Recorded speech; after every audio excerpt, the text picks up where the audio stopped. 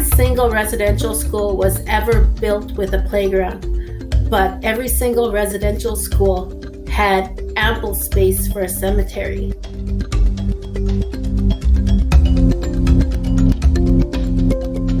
You're listening to episode 54 of the National Secular Society podcast, produced by Emma Park. I will be looking at Canada's residential schools for Indigenous children and the role of the Catholic Church in running them. This episode contains some distressing material. In 1879, Nicholas Flood Davin, a lawyer, journalist and politician, was asked by the Canadian government to investigate so-called Indian education in the USA. Davin published the results of his investigations in a report entitled On Industrial Schools for Indians and Half-Breeds. He recommended the establishment of boarding schools to take Indigenous children away from the influence of their communities and supposedly civilize them. Influenced by Davin's report, the Canadian government established several residential schools. The system lasted for over 100 years until the last school was closed in 1998. Many schools were run on a day-to-day basis by the Catholic Church, which was involved in the forced removal of children from their families and in bringing them up under extremely harsh conditions. It has taken Canadians a long time to come to terms with this aspect of their country's past, which still casts a shadow over Indigenous communities today. The survivors of the schools have also long kept silent about their experiences out of fear of stigmatization, but in the last 2 decades, they have started to speak out. Their stories do not reflect well either on the state or on the religious organizations involved, above all the Catholic Church. Despite this, the Pope has still refused to make an official apology. I'm joined now by Kerry Benjo. Kerry is a journalist from Regina, Saskatchewan. Earlier this year, she was hired as the first Indigenous storyteller at CBC, Canada's public broadcaster. Kerry, you attended a residential school yourself, and you were the 4th generation in your family to do so. First of all, can you tell us a bit about yourself? Why did you attend a residential school, and how did you come from these beginnings to your present profession in journalism? I didn't go as a child. I attended because I needed to obtain my high school education, and on reserve, there was no high school offered. So the only options for me at the time, the only option was to leave my community.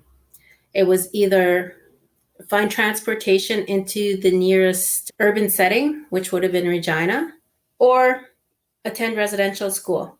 At this time, I was the youngest of 8, and my dad had recently passed, and my mother was the caregiver of our family. And so my dad took care of a lot of the business aspects of the family, and my mom never learned to drive. And so that created a real barrier for her. And so the only option left was residential school. What was it like being at a residential school when you were there? It was very regimented. The best I can equate it to is living in an institution. There was a lot of rules. There was a very set schedule. There were times that we were required to get up. There was time scheduled for when we could wash. There was dinner times were set at a very specific time. There were chores. There was school time. There was study and our free time. And so we were always supervised. There was always somebody there to make sure that we followed this schedule. And it's very different from growing up in a family.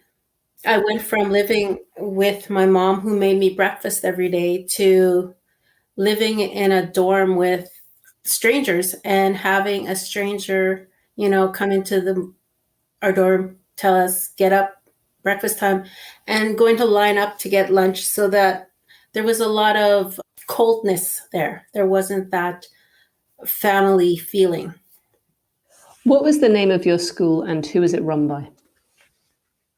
The Qu'Appelle Indian Residential School. That was the school. That was the name of it when I attended. And at the time, the First Nation, the Star Blanket Cree Nation, was in the process of taking it over. So I attended at the very early stages of that transition. So when I went, the church was already removed from the school. So I didn't have to attend church like my parents were required. To what extent during your journalist career have you covered stories about First Nation and other Indigenous communities? Well, I started off my journalism career as a freelancer, and then that led me into a full-time permanent position at the Regina Leader Post, which is a part of the Post media newspaper chain. And when I started there back in 2006, I was the first Indigenous reporter hired full-time in the paper's 123-year history. I realized that I was in a very unique position, that I had the opportunity to finally amplify the voices of Indigenous people. And so while I was there, I made it a point to seek out and tell stories from Indigenous people and from their perspective, as well as to provide some historical context within my stories, just to give people, the readership, a broader understanding of Indigenous people and try to bridge that gap between Indigenous and non-Indigenous people. Because you have to remember, for more than a century, Indigenous people operated completely separate from the rest of society here in Canada. Like, our experiences are completely different from the average Canadian.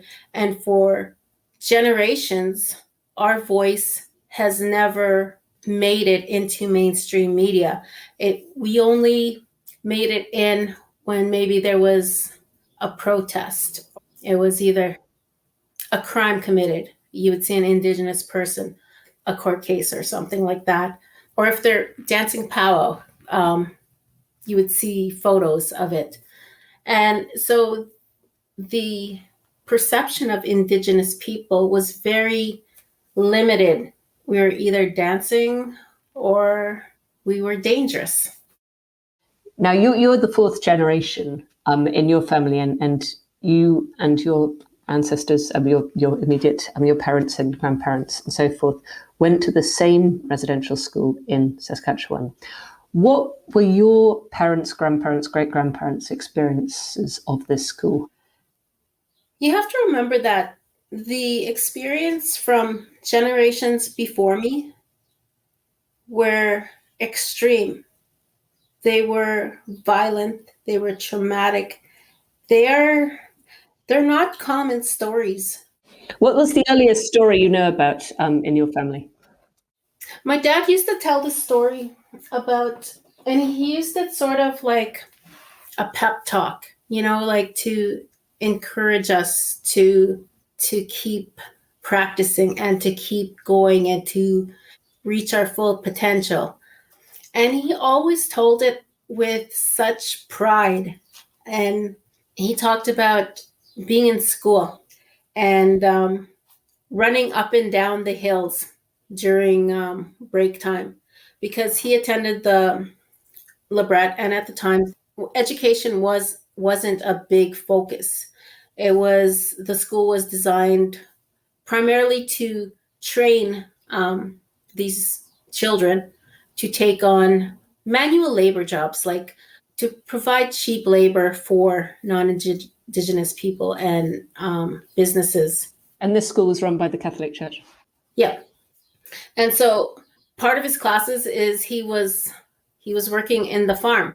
Part of the school had an area where they had a dairy, teaching them how to care for animals and that sort of thing. And he said he ran up and down the hills every day during break. And he did that constantly for months. He said he ran in the winter. He ran in the snow. He ran in the spring when it was muddy. And then my mom had mentioned that my dad was bald. And I guess one spring day, sometime in May, because school was still going on, he said that day he did his routine. He had done it so much that the supervisors at the time grew accustomed to him doing this every day, running up and down the hill and coming back, running up and coming back, running down and running up and coming back. And so one day he knew it was the right time, and he said, and he laughed about it. He said he remembers that first break. He said he ran up the hill and he looked back, and like the supervisor and the boys and all that were down there. He said, and then I took off and I just kept running. And by the time they realized that my dad was running again, they sent the senior boys to chase him. And my dad had conditioned himself through those months of running up and down that hill. He built up his stamina and his strength that he ran so fast and he ran so far, the senior boys couldn't catch him. So the senior boys ran and they got the horses, but my dad was smart and he didn't go home, because the previous times he ran away, he went home. But this time he didn't go home. Instead, he hid, and he didn't talk about where he slept or anything like that. But the next day he went and found work at a local farm. He lied about his age, said he was 15, because at the time, if you're 15, you could work. And so that's what he did. He made his way as a farmhand, working for different non-Indigenous farmers. And he didn't go home until like late in the year when harvest was over. What an amazing story. Why did your father want to escape so much? What was it like for him at this school? Obviously, my dad experienced probably the horrors of residential school. I can only take a guess as to what it was like and how traumatic it must have been for him to keep doing this, because he was a chronic runner, and he ran away so much that his final year at the school, he was bald. He had to spend almost the entire school year bald because he kept running away. And what they would do was they would publicly humiliate these children. It didn't matter what gender they were, but they would take these children and use them as an example. They would beat them in front of the other children to show them what would happen if they disobeyed the rules.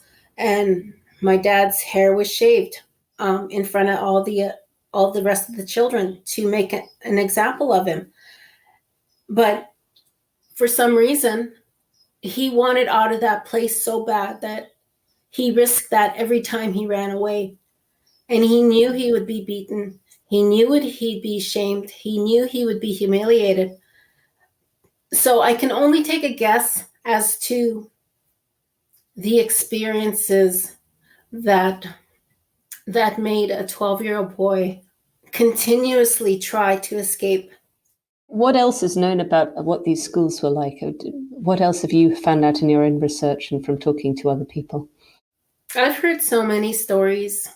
I carry so many stories from the survivors because I've covered this topic numerous times and I've talked to many survivors. And you have to remember that a lot of people, the only way they've been able to cope with their past is by quelching all that down and not revisiting it because it's too painful. It makes me sad to hear of what so many children had to endure. You have to remember that at the time, these schools, they were basically elementary schools. They took children as young as 4 years old. And if the parents didn't want to send them, they were taken by force by the RCMP. And there was Indian agents on these reserves. So they knew which families had children. So parents couldn't hide their children. In the far north, where there was a lot of forest, there are stories of parents escaping with their children into the forest and, hiding and being able to prevent their children from being taken. I can share a story with you about my mom's experience. She went to residential school when she was around 5. She was the eldest in her family. She was very well cared for, very well loved, cherished.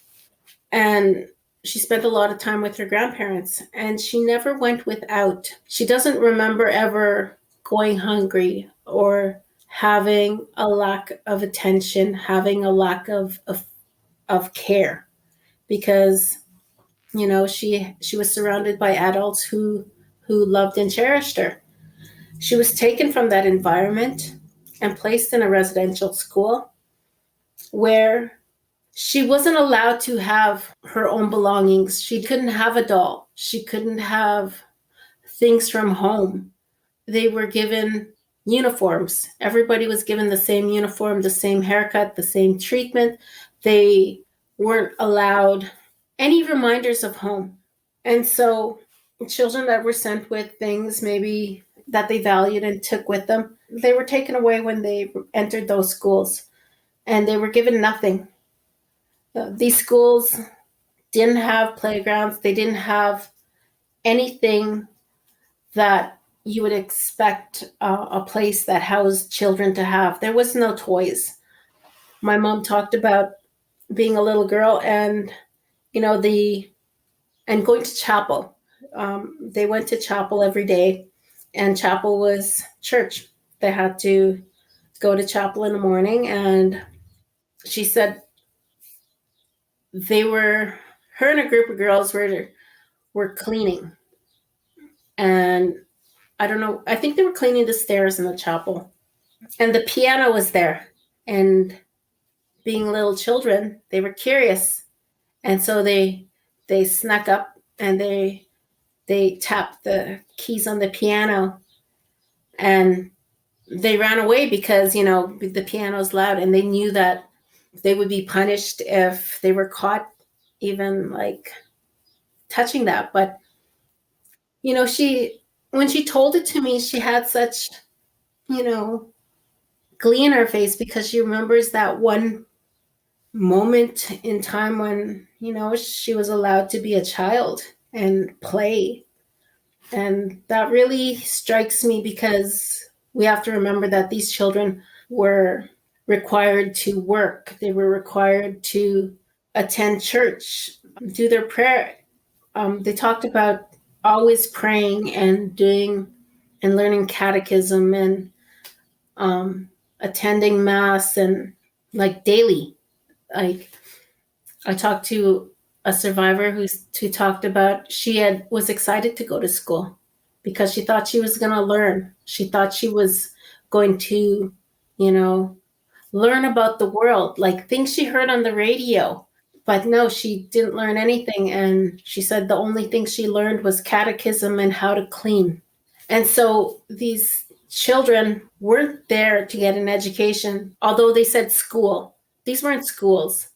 They were institutions that were created to just erase identity and pump out a cheap source of labor for other people, for non-Indigenous people. They weren't expected to make a living for themselves. The expectations were very low. They were just seen as a commodity. And not one single residential school was ever built with a playground, but every single residential school had ample space for a cemetery. Talking of cemeteries, just recently there was, of course, the new discovery of graves, of the 215 unmarked graves. These weren't the first to have been discovered, but what light does the discovery of these new graves shed on the residential schools? Ironically, this is not a new story for Indigenous people. We've known about these stories of children going missing, these stories of survivors being forced to dig graves and bury their fellow students are common. If you went and listened to any of the records that were kept, there was a Truth and Reconciliation Commission, and they traveled throughout Canada gathering survivor stories. And survivors talked about this. They talked about people that went missing. My dad's uncle talked about how his sister went missing. He attended the Labret school, the school I went to. His sister was in school at the same time as him, and she went missing. He doesn't know what happened to her. He doesn't know where she went. So we have people that know of children that died. Some of them witnessed children being beaten to death in front of them. I have my Cree teacher when I was an elementary school student. She had talked about this one girl who wet the bed one night. She said because it was so cold, and the reason she remembers it is because they got marched out, and she said they were standing on the cold floor, and the nun took this girl and she was making an example of her. She was ridiculing her in front of the other children, and she took one of the pokers for the fire and she beat this girl with it, and she beat her till that girl wasn't moving. And she said, and then they told them to get ready. And so, the kids had just witnessed one of the students be beaten unconscious. And so they hurried up and did what they're doing, and they went off and they went to church. And she said that girl's bed was empty and she never came back. She doesn't know what happened to her. Things like that, those are common stories that a lot of survivors witnessed. Children just disappearing in the night. They're going to bed and waking up and their bed is empty.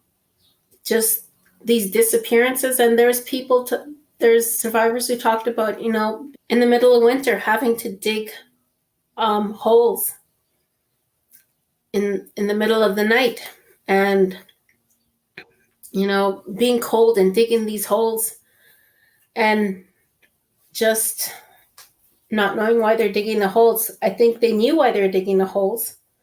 So we have people that have always told these stories of these children that are buried there. They're somewhere there. And so these stories have been carried forward, and they were documented, and they were shared with the Truth and Reconciliation Committee. And when the final report from the Truth and Reconciliation Committee was submitted, one of the things requested was money to survey all these schools, locate these graves, and do what was right, recognize these children and allow people to have that closure, allow people to grieve for them because they weren't allowed that opportunity. But for some reason, the amount that was requested, I think it was around $3 million, it was denied. And this was by the Canadian government? The Canadian government denied it. They didn't want to do it. And so a lot of communities, like in Kamloops, the community decided to look. They invested the money. They are the ones that are looking and trying to locate these cemeteries that they know are there, these grave sites that they know are there, and locate grave sites that they aren't aware of. Like this happened in Brandon as well, Brandon, Manitoba. There was a number of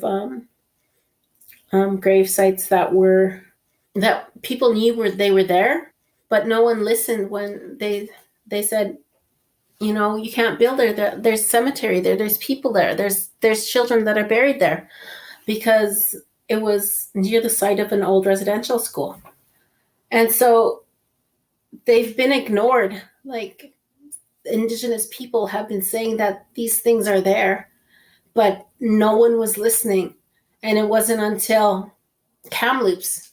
And that was this year? Yeah, that was in June. That was the 215. Cowessess First Nation, located here in Saskatchewan. It's about 45 minutes outside of Regina. There was a residential school there called the Maryville Indian Residential School. And people knew there was a cemetery there.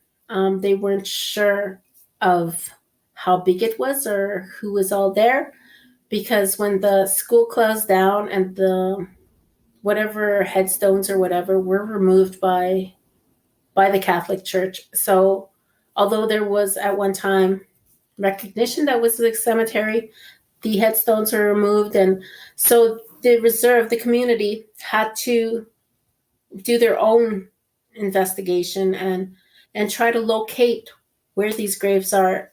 Is it known why the Catholic Church removed the gravestones?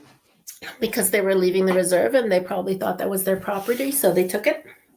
What has the Catholic Church done in Canada to acknowledge the role that it played in these schools, but both as a whole and individual institutions within individual churches?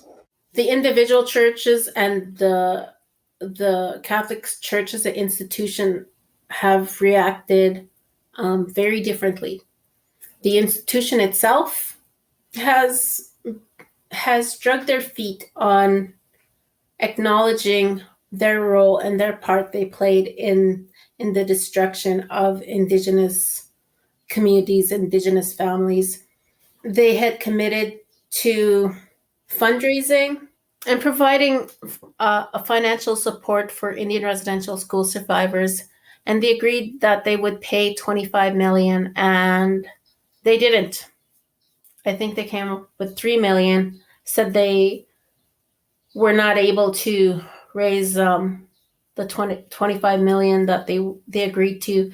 And so the court said, okay, fine, that's okay. Canada has made attempts to get the Catholic Church, primarily the Pope, to issue an apology or recognize their part and their role they played in the destruction of Indigenous families and in the destruction of Indigenous people here in Canada. And they've chose not to. But when it comes to individual churches, individual people here in Saskatchewan, their attitude is different. Although many of the ones that are here now had no knowledge of these schools, they didn't partake in these schools, they are recognizing the role the Catholic Church played in these places. And a lot of individual churches are reaching out and showing support and trying to build those bridges and recognizing the wrongdoing that happened. But they're doing it individually. For you, Kerry, what would you like to see the Catholic Church doing as a whole to help sort of bring about truth and reconciliation? I think there have been a lot of things done, a lot of things that have been asked of the Catholic Church as an institution, and they've failed. And for me, I'm only speaking for me, I'm tired.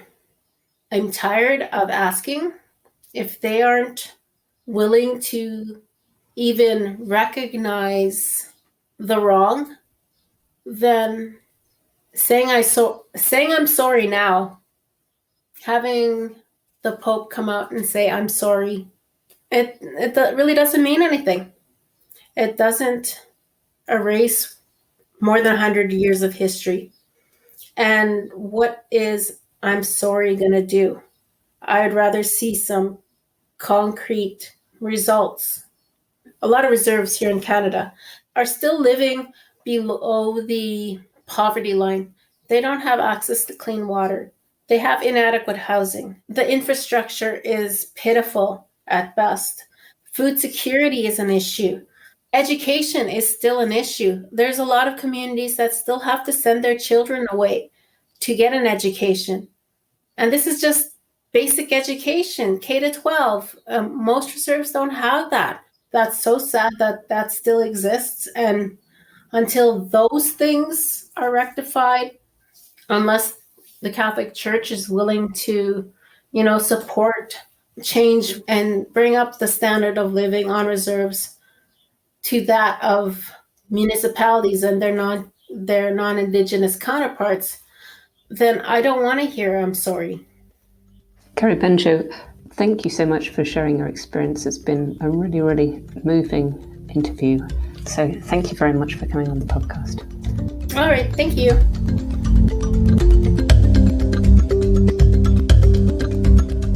This episode was produced by the National Secular Society, all rights reserved. The views expressed by contributors do not necessarily represent those of the NSS. You can access the show notes and subscriber information for this and all our episodes at secularism.org.uk/podcast. For feedback, comments and suggestions, please email podcast@secularism.org.uk.